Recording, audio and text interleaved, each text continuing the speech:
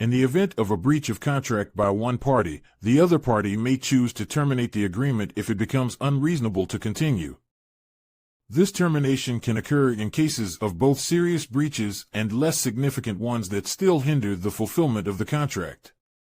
By allowing for termination, both parties are able to move forward and explore new arrangements.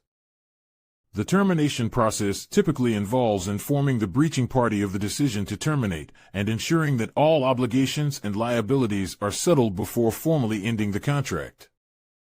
According to clauses 51 to 57 of the contract, the contractor is required to cease all work activities and start the process of packing up all machinery, tools, and equipment that belong to the contractor. Simultaneously, the government reserves the authority to activate the performance bond and appoint a new contractor to carry on with the project. This process ensures a smooth handover and continuous advancement of the project without any disruption. In the event of a contractor fault to the employer, the contractor is required to hand over possession of the site to the employer and supply goods to the site without payment.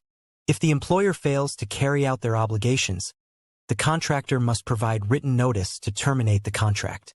The employer will be responsible for paying for all work completed, including the value of materials. On the other hand, if the employer is at fault, the contractor should send a written notice of termination and the employer must compensate the contractor for all work done and materials provided. In the event that the contractor persists with the specified contractor's default for a continuous period of 2 weeks, the determination of such default shall be deemed effective from the date of receipt of written notice by the contractor. During this period, the contractor is expected to rectify the default in order to avoid further consequences as outlined in the contract. It is essential for the contractor to take immediate action in addressing the issues leading to the default and comply with the terms and conditions set forth in the agreement. Failure to do so may result in additional penalties or termination of the contract. Therefore, it is imperative for the contractor to act promptly and diligently to resolve any outstanding issues and prevent any further breaches of contract. The legal case of Gammon Pte. Ltd. v. JBE Properties Pte. Ltd. in Singapore in 2010 revolved around a scenario where the plaintiff, an engineer, failed to adequately document and address defects in a construction project.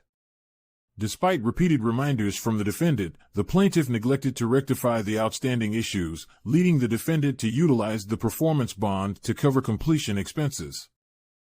As a result of the plaintiff's neglect, the contract was terminated, and the plaintiff was found liable for the costs of rectification and the damages suffered by the defendant due to the incomplete work. As for the second case, between PwC Bina SD and BHD v Ideal City Development SD and BHD in the year 2022. Based on the case, the plaintiff wants to terminate the contract because of the lag between the period from the extended completion date and the date of practical completion are far off from the agreement. The arbitrator rewritten the contract allowing the defendant to claim the lag because of the arbitrator action and the temper of the contract. The contract can be determinate.